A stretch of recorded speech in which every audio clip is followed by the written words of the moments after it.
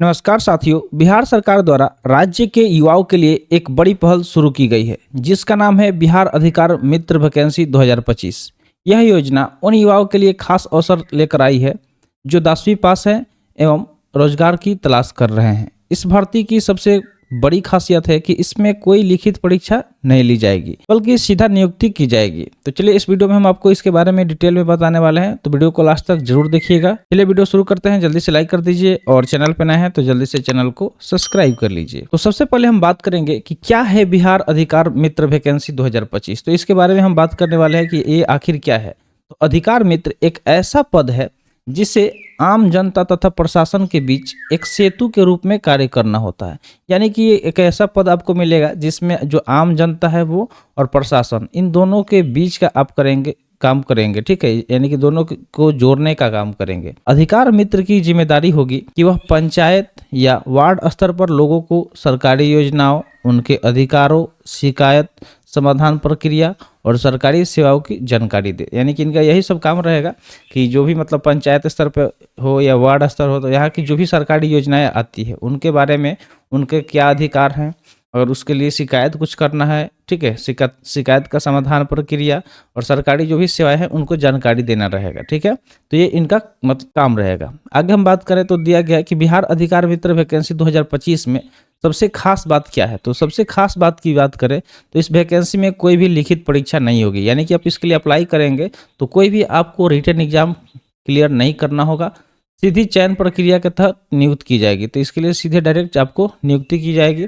चयन स्थानीय स्तर पर ही किया जाएगा और इसका जो चयन होगा, सिलेक्शन, वो स्थानीय स्तर पर किया जाएगा जिससे बेरोजगार युवाओं को स्थानीय रोजगार मिलेगा। तो जो भी युवा जो कि बेरोजगार है और वो चाहते हैं कि अपने लोकल एरिया में रहकर ही काम करें, तो वो इसके लिए अप्लाई कर सकते हैं। अब हम बात करते हैं कि अगर आप अप्लाई करना ही चाहते हैं तो कौन कौन इसके लिए अप्लाई कर सकता है, वो हम लोग बात कर लेते हैं। तो अगर आप बिहार राज्य के अस्थायी निवासी हैं और न्यूनतम 10वीं कक्षा उत्तीर्ण हो चुके हैं तो आप इस भर्ती के लिए योग्य हैं। यानी कि मिनिमम क्वालिफिकेशन क्या चाहिए, तो मैट्रिक होना चाहिए और उसके अलावा आपको बिहार का अस्थायी निवासी होना चाहिए। ठीक है, अब यहाँ पे कुछ दिए गए बिंदु हैं जिसके बारे में हम आपको बता देते हैं। तो जो आवेदक है वो बिहार राज्य का मूल निवासी होना चाहिए। यानी कि सीधा सा बात यह है कि आपके पास बिहार का निवास प्रमाण पत्र होना चाहिए। और अगर न्यूनतम शैक्षणिक योग्यता की बात करें तो कम से कम आपको 10वीं पास होना पड़ेगा। यानी कि जो भी कैंडिडेट जो अप्लाई कर रहे हैं वो कम से कम 10th पास जरूर हो। ठीक है, बिना जो 10th पास नहीं है वो इसके लिए एलिजिबल नहीं होगा। उम्र सीमा की बात करें तो 18 से 40 वर्ष के बीच होनी चाहिए। यानी कि एज लिमिट कितना होगा, तो 18 साल से लेकर 40 वर्ष के बीच होगा। विशेष वर्गों का नियमानुसार छूट मिल सकता है। इसके अलावा जो आपको रिजर्वेशन मिलता है अलग अलग कास्ट के हिसाब से, तो उसमें थोड़ा सा छूट मिल सकता है। आवेदक का अपने पंचायत या वार्ड क्षेत्र की जानकारी होनी चाहिए और जो भी इसके लिए अप्लाई कर रहा है उसको अपने पंचायत के बारे में, अपने वार्ड क्षेत्र के बारे में ज़्यादा से ज़्यादा जानकारी होना चाहिए, तभी जाके उसको सिलेक्ट किया जाएगा। अब हम बात कर लेते हैं कि अगर आप अप्लाई करेंगे तो इसमें किन किन दस्तावेजों का ज़रूरत पड़ेगा। तो सबसे पहले हमें अपना आधार कार्ड अपने पास रखना होगा। उसके अलावा 10वीं की मार्कशीट या प्रमाण पत्र रखना होगा, निवास प्रमाण पत्र रखना होगा और आपका अगर जाति यानी कि रिजर्वेशन के लिए अप्लाई कर रहे हैं या फिर कास्ट सर्टिफिकेट लगाना चाहते हैं तो आपके पास कास्ट सर्टिफिकेट होना चाहिए, पासपोर्ट साइज फोटो होना चाहिए, आपका वैलिड मोबाइल नंबर और एक वैलिड ईमेल आईडी होना चाहिए। ठीक है, बैंक पासबुक की कॉपी यदि मांगी जाए तो जब आपसे बैंक पासबुक की कॉपी मांगी जाएगी तब आपको बैंक पासबुक भी देना होगा, तो ये भी आपको रेडी रखना होगा। ठीक है, तो ये सारे डॉक्यूमेंट है जिसका ज़रूरत पड़ेगा इसको अगर आप अप्लाई करेंगे। अब हम बात कर लेते हैं कि ये जो बिहार अधिकार मित्र वैकेंसी 2025 से है इसका कार्य क्या होगा। अगर आप इसमें सेलेक्ट होते हैं तो आपको कौन कौन सा काम मिल सकता है। तो ग्रामीण क्षेत्रों में लोगों को उनके अधिकारों के बारे में जागरूक करना। ठीक है, यानी कि अगर आप इसमें सेलेक्ट होते हैं तो आपका यही काम रहेगा कि जो भी ग्रामीण क्षेत्र है वहाँ लोग अपना अधिकार नहीं जानते हैं कि सरकार उनको कौन कौन सा अधिकार देती है, तो उन सब चीज़ों के बारे में उनको अवेयर करना है, यानी कि जागरूक करना है कि आपका ये अधिकार है, आप इसके लिए कंप्लेन भी कर सकते हैं। जो भी चीज़ें सरकारी है, जैसे कि मान लीजिए कि अभी नल जल योजना है तो आपके आसपास में सब कुछ तो हो गया लेकिन नल भी लग गया है आपके घर के पास सामने जो भी चीज़ है, लेकिन उसमें पानी ही नहीं आ रहा है, तब उसके लिए आपको क्या करना होगा। तो इन सब चीज़ों के बारे में ही बताया जाएगा जो भी सरकारी योजना है। ठीक है, सरकारी योजनाओं की जानकारी लोगों तक पहुंचाना होगा। ठीक है, जन कल्याण योजनाओं में आवेदन करवाने में मदद करना होगा। जो भी मतलब ऐसे योजना जो जन कल्याण के लिए है, जैसे कोई मुख्यमंत्री का जो पेंशन योजना हो गया, उसके अलावा आवास योजना हो गया, तो इस तरीके का जो भी जन कल्याण योजना है उनमें आवेदन करवाने में मदद करना होगा, ठीक है। जैसे उसके अलावा है शिकायत निवारण की प्रक्रिया को समझना। तो जो भी शिकायत निवारण है, यानी कि कोई किसी चीज़ के लिए कंप्लेन करता है तो कैसे उसको सॉल्व करना है, उस प्रक्रिया को भी समझाना होगा लोगों को कि ठीक है, कि अगर कोई अब वो कंप्लेन करना चाहते हैं या किस चीज़ के बारे में कंप्लेन कर रहे हैं तो उसका क्या सॉल्यूशन होगा, ये सब चीज़ भी उनको बताना होगा। पंचायत स्तर पर प्रशासनिक सहायता प्रदान करना, और जो मतलब पंचायत लेवल है वहाँ पे जो भी मतलब प्रशासनिक सहायता है उसको प्रदान करना इनका काम रहेगा। तो ये सारे काम रहेंगे अगर आप इसके लिए अप्लाई करते हैं तो आप समझ सकते हैं कि आपको किन किन कामों को करना होगा, ठीक है। अब हम बात कर लेते हैं कि अब इसका जो चयन प्रक्रिया होगा वो कैसे होगा, ठीक है। तो इस भर्ती में चयन प्रक्रिया पूरी तरह से मेरिट और स्थानीय सर्वेक्षण पर आधारित होगी। तो यहाँ पे स्थानीय सर्वेक्षण किया जाएगा और उसके अलावा मेरिट बेस्ड ये प्रक्रिया होगा। कोई लिखित परीक्षा या इंटरव्यू नहीं लिया जाएगा। तो इसमें कोई भी रिटन एग्जाम या फिर इंटरव्यू जो होता है ये सब इसमें कंडक्ट नहीं कराया जाएगा। आवेदन की समीक्षा पंचायत स्तर पर की जाएगी। तो जो आवेदक होगा उसकी जो समीक्षा है वो कहाँ पे की जाएगी, पंचायत स्तर पर, ठीक है। पंचायत समिति और वार्ड के जिम्मेदार अधिकारी योग्य उम्मीदवारों की सूची बनाएंगे। तो जो पंचायत समिति होगा और वार्ड के जो भी जिम्मेदार अधिकारी होंगे वो उम्मीदवारों की सूची बनाएंगे और अंतिम सूची प्रकाशित कर चयनित अभ्यर्थी को सूचना दी जाएगी।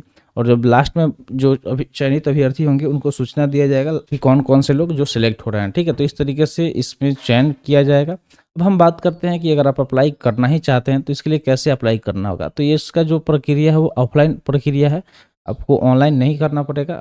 ऑनलाइन भी होगा लेकिन ऑफलाइन करिएगा तो बेहतर होगा, ठीक है। तो इसके लिए सबसे पहले आपको अपने पंचायत सचिवालय या नगर वार्ड कार्यालय में जाए, ठीक है।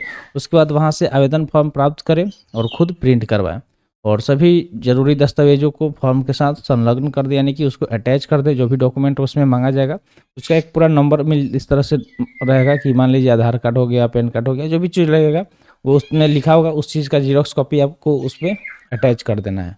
और जो भी डिटेल मांगा जाएगा पर्सनल डिटेल आपका उसको फिल कर देना है, ठीक है। पर्सनल डिटेल को फिल कर देना है। वो फिल करने के बाद क्या करना है कि जो भी निर्धारित स्थान है वहाँ पर जाके उसको जमा कर देना है। जैसे ही आप जमा कर देंगे वहाँ से कुछ रिसिप्ट भी ले लीजिएगा ताकि आपको फ्यूचर में उससे कुछ अगर चेक करवाना होगा कि आपका डॉक्यूमेंट कहाँ पे गया है तो उससे आप चेक करवा सकते हैं, ठीक है। यानी कि आपके पास एक प्रूफ रहेगा कि आप फॉर्म भरे हुए हैं, ठीक है। तो ये सारी चीज़ आपको करना है, इस तरीके से आप आवेदन कर सकते हैं। अब हम बात करते हैं कुछ महत्वपूर्ण बातें जो आपको जाननी चाहिए इस वैकेंसी के बारे में।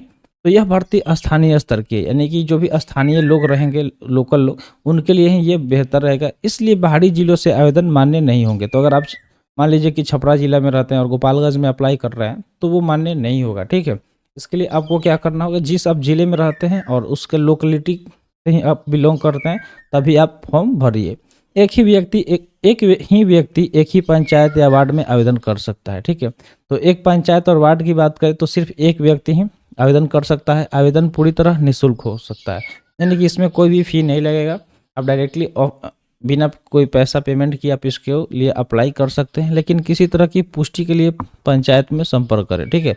और अगर ज़्यादा जानकारी आप लेना चाहते हैं तो आप अपने वार्ड सदस्य से या पंचायत यानी कि जो मुखिया है उनसे आप संपर्क करिए, वो आपको इसके बारे में ज़्यादा डिटेल में समझा देंगे। चयन के बाद जो ट्रेनिंग होगा वो भी आपको दिया जाएगा, यानी कि प्रशिक्षण जो होता है ट्रेनिंग वो भी आपको दिया जाएगा कि आपको किस तरीके से काम करना है।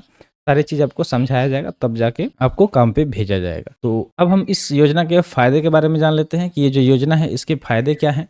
तो जो स्थानीय युवाओं को रोजगार का अवसर मिल रहा है, इसके अलावा सरकारी योजनाओं का बेहतर पहुंच होगा, यानी कि जो भी लोकल एरिया है, बहुत बार तो ऐसा होता है कि कुछ लोकल एरिया जो मतलब एकदम बॉर्डर एरिया होता है जिले का, तो वहाँ पे उस जिला में जो भी कोई सरकारी योजना आता है वो पहुँच नहीं पाता है। पहुँचते पहुँचते पता चलता है कि कुछ लोगों को पता चला, कुछ लोगों को पता ही नहीं चला कि कुछ इस तरीके का योजना भी आया था जिसका लाभ लोगों को मिला। तो इसी चीज़ के लिए इसको शुरू किया गया है ताकि जो भी इसमें सिलेक्ट होंगे वो अपने पंचायत, अपने वार्ड में सबको इसके लिए जागरूक करेंगे कि इस तरीके का योजना चल रहा है। जो भी एलिजिबल कैंडिडेट होंगे उनका सहायता प्रदान किया जाएगा उनको।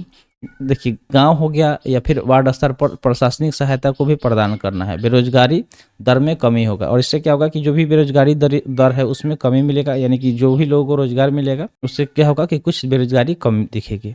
जनता और प्रशासन के बीच की दूरी कम होगी। यानी कि जो जनता है, जो आम जनता है, बहुत सारे जो अनपढ़ जनता है, ठीक है, जिसको किसी चीज़ के बारे में जानकारी नहीं होता है, और आजकल धांधली भी काफ़ी ज़्यादा हो गया है। तो बाहर से कुछ लोग आते हैं, कुछ भी करके चले जाते हैं, उनके आधार कार्ड पैन कार्ड लेके उनके साथ गलत कर देते हैं। तो जो आपके वार्ड, आपके पंचायत में अगर उस तरीके का आदमी होगा जो डायरेक्ट जुड़ा होगा प्रशासन से और प्रशासनिक सहायता है प्रदान करेगा, इसलिए इस योजना को चालू किया गया। ठीक है, तो आई होप आपको इसके फायदे भी आपको समझ में आ गया होगा। तो आज के लिए इतना ही था। आई होप आपको इस फॉर्म के बारे में डिटेल में पता चल गया होगा। तो अगर आप अप्लाई करना चाहते हैं तो अप्लाई कर लीजिएगा। Thanks for watching. जय हिंद।